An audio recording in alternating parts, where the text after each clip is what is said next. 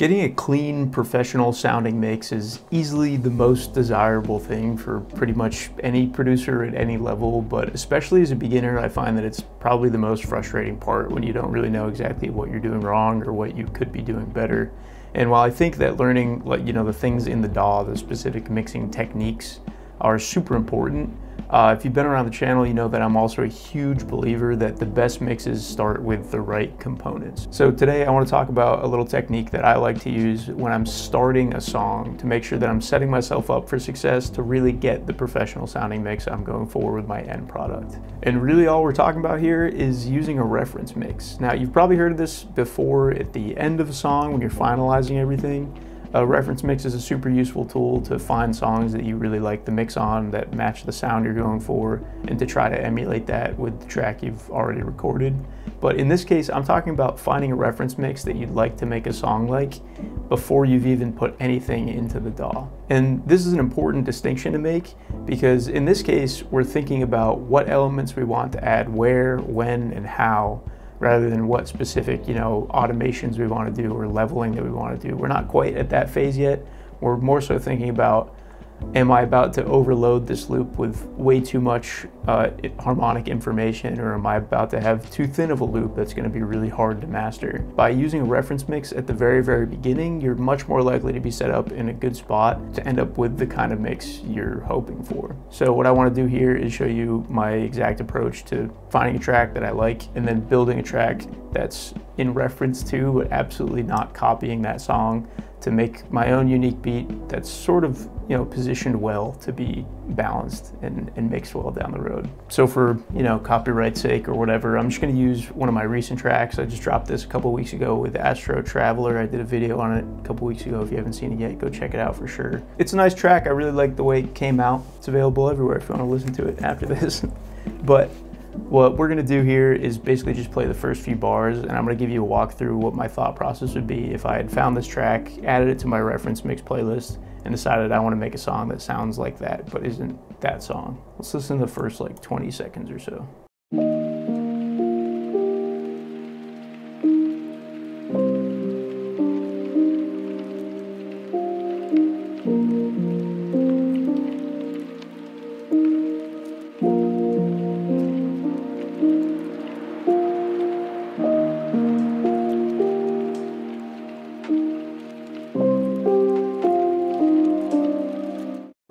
So right away, I think something that's appreciable here is that there's obviously basically only piano, right? So if this is the emotion I'm going for, maybe I'm thinking piano forward track, right?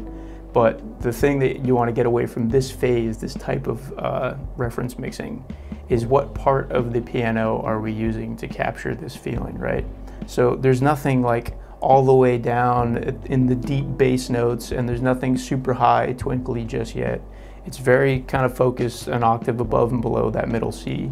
So that's where you want to go. So we know we've got mid-focused piano, and paying attention a little bit to the motion, we've got, more of an arpeggio happening, pretty spacious. It's not, like every eighth note, there's not motion. So we've got a spacious arpeggio kind of in the middle of the piano. So if we took that information 20 seconds into the song, we've already got a little bit of a direction to go. So let's pop in FL Studio. Oh, here, we can grab the BPM here. So if we play that.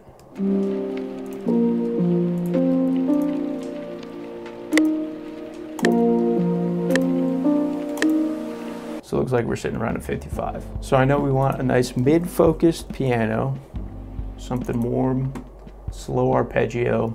Feels like kind of like maybe a major progression of sorts. Obviously, I've got a little bit of extra inside knowledge on this one, but I hope you still get the gist. So let's say we start with a nice 1-bar strike. So this would be an example of mirroring our rhythm exactly, essentially, is just a 3-note arpeggio and letting it ring for those sort of more mid-focused. And then repeat that for a few more chords here. So let's go, we've got like a A7.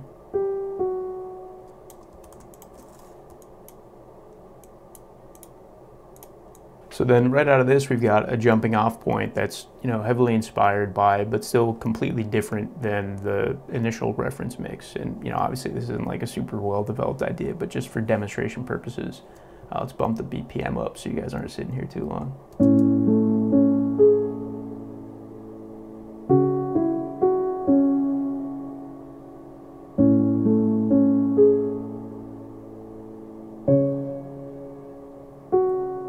So now we've got this starting point, this thing to build around that's seated sort of similar to where our reference track is. So if we pop back into our reference track and we ask, you know, what comes in next, what happens at this drop, where are things placed, this is where we can really be intentional about thinking about what the mix is going to sound like and where to place the things that we put next in our loop. So let's give that a listen here.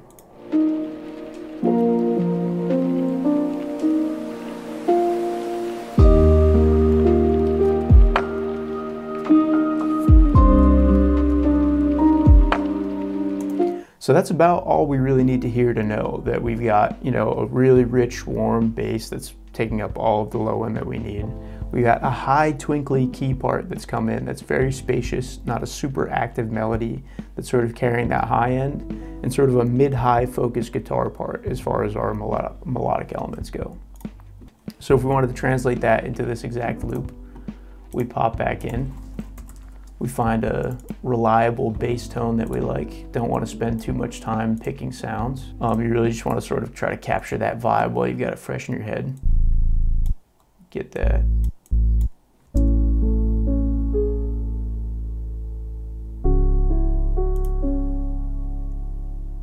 Then we add a nice little twinkly key part.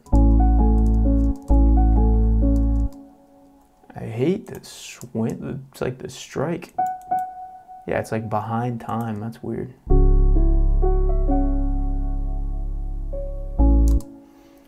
So I don't like where this is sitting with the melody, so let's bump a couple things around to fill the gaps instead of overcrowding the front of the measure here.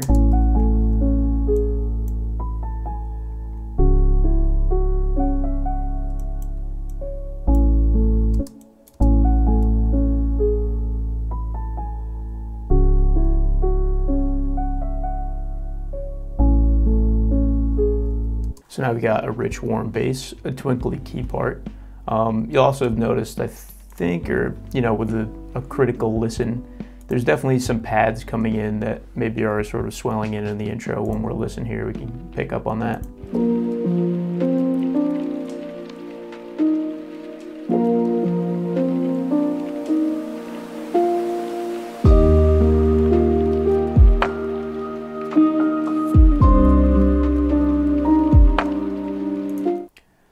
So in this case, we've got this sort of high vocal part. Like I said, we're not looking to just copy specifically, but we know that that sort of high choir thing is definitely in those upper mids. It's definitely not, you know, piercing. It's not super present. Let's think about finding a layer to sort of match the role that that's playing in this mix, right? So let's, I have no idea, some synth wave. What's this one do? Ooh.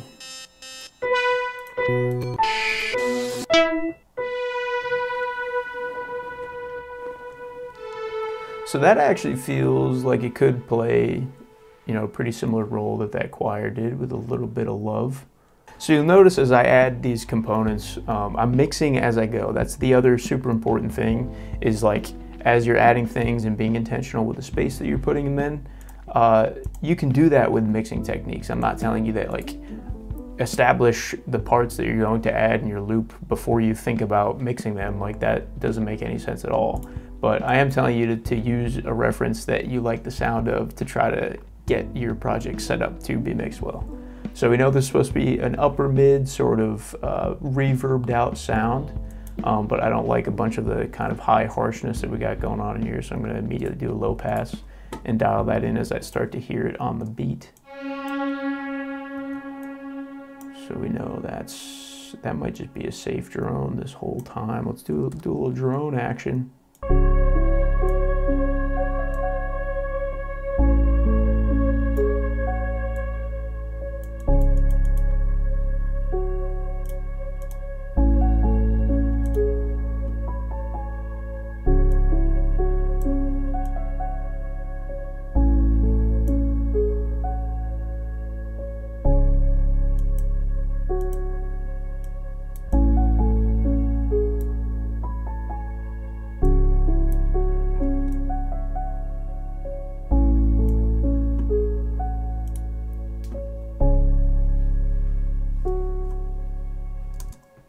So now we've got like, you know, its own complete melody that's rhythmically inspired and sonically placed similarly to our reference track, but completely independent from it, right? Like I don't think if you heard this,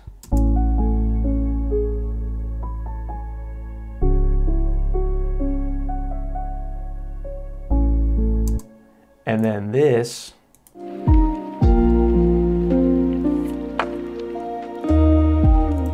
you would ever think that I made them based off one another, right? So I don't know, I hope that this is sort of like a useful way to approach building your tracks if you are sort of in that phase of struggling to figure out what's going awry in your own mixes. Learn from the people that have already sort of figured it out and try to emulate what they're doing already. It's a pretty simple idea, not a crazy amount of detail to cover in this, but I do think that if you're really intentionally mixing the tracks that you like and thinking about why exactly you like them, it'll help you go a pretty long way in a pretty short time to get your mixes right where you want them to be. So that's all I got for you guys this week. Thanks for stopping by, and I'll see you next time. Peace.